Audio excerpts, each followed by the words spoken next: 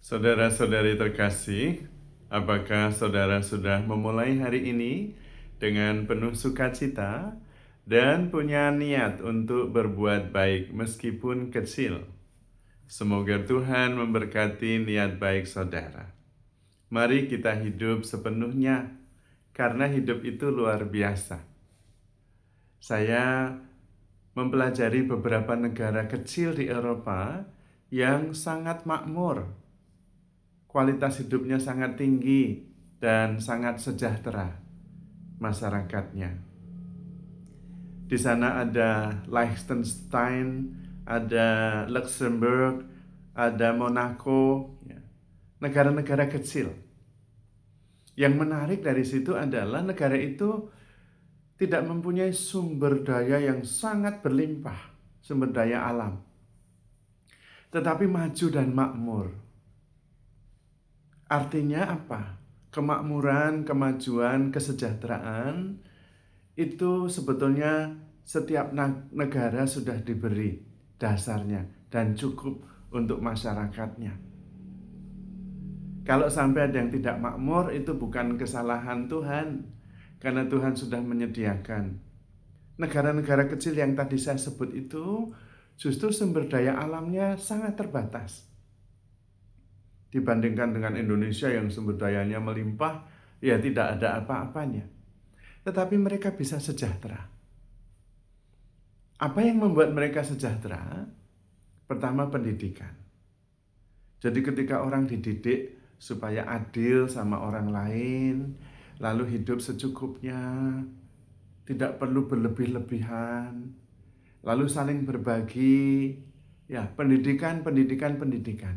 Itu yang membuat kemudian masyarakatnya bisa lebih berempati, berbagi, merasa cukup, dan kemudian hidup dengan lebih bijaksana. Tidak pernah kekurangan, malah berlimpah-limpah.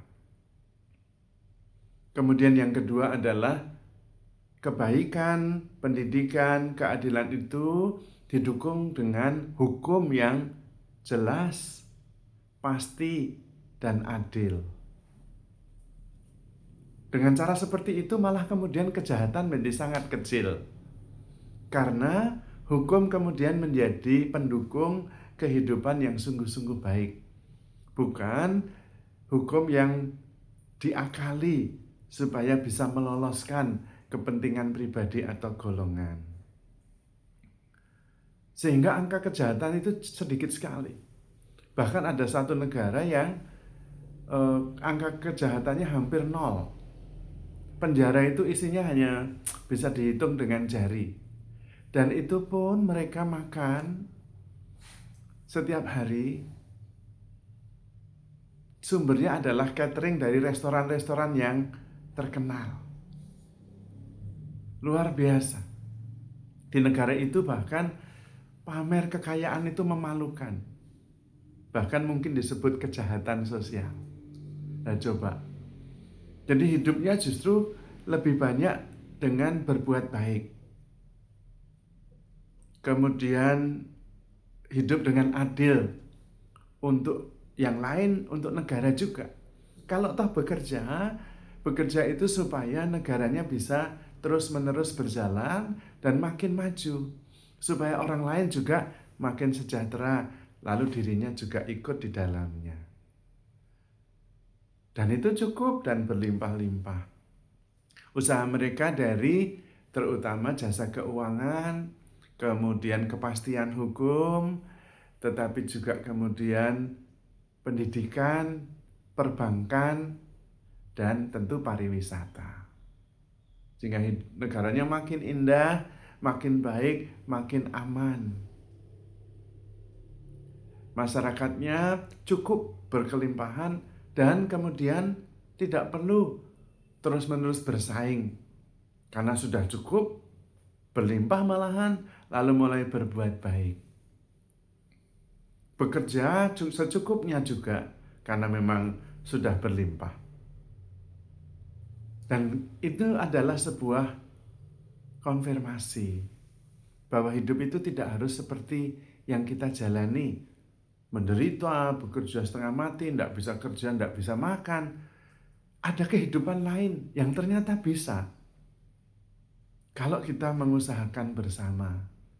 Dasarnya bukan kepemilikan yang berkelimpahan, tetapi kesadaran-kesadaran untuk hidup secukupnya, berbuat baik, saling berbagi. Dan itu sudah diajari oleh Tuhan Yesus. Pada waktu Tuhan Yesus memperbanyak roti, 5 roti dan 2 ikan, itu pun Tuhan tidak berdasarkan pada sumber daya yang ada. Dia bertanya, siapa yang mempunyai roti untuk dibagi-bagi? Lalu ada anak yang membawa 5 roti 2 ikan. Nah, yang mau berbagi ternyata anak-anak ikhlas. Dan ketika orang dikumpulkan berkelompok-kelompok dan lihat ternyata ada anak yang mau berbagi, dalam kelompok itu mereka juga akhirnya berbagi. Bekal mereka bagikan, mereka keluarkan, dan ternyata masing-masing punya banyak. Tapi karena di kelompok kecil, maka yang banyak yang dibawa oleh masing-masing itu malah sisa banyak berkelimpahan. Itu adalah sebuah undangan untuk kita semua. Mari kita mau berbagi. Kalau semua berbagi, semua akan berkelimpahan. Lalu berempati, adil, lalu hidup secukupnya. Seperti doa Bapa kami. Jadilah kehendak-Mu, datanglah kerajaan-Mu di bumi seperti di surga. Kalau kita bisa seperti itu, ya hidup kita seperti di surga. Kerajaan Allah terjadi, kehendak Tuhan terjadi, yaitu hidup saling mengasihi, saling berbagi. Dalam kelompok kecil masing-masing, tetapi tidak menutup kemungkinan untuk berbagi di luar kelompoknya. Lalu kemudian akhirnya justru berkelimpahan. Maka dasarnya pertama-tama bukan dari Tuhan, tetapi dari kita. Dalam arti bahwa kita sudah merasa cukup, kita sudah sadar bahwa Tuhan sudah memberikan banyak sekali, sudah tidak perlu minta lagi kepada Tuhan, tinggal kita berbagi. Karena sudah diberi. Diberinya berkelimpahan. Nah, sebetulnya dasar ini yang membuat hidup kita itu bisa berkelimpahan. Saya cukup, Tuhan terus setia mengasihi, Tuhan terus setia membimbing dan memberi dan menyediakan.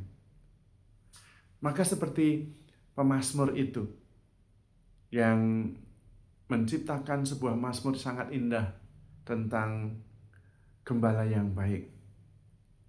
Tuhanlah gembala yang baik, menuntun kita ke sumber air yang tenang, ke padang rumput yang hijau, melindungi kita dengan tongkat gembalanya, sehingga damai dan kesejahteraan akan mengikuti kita sepanjang masa.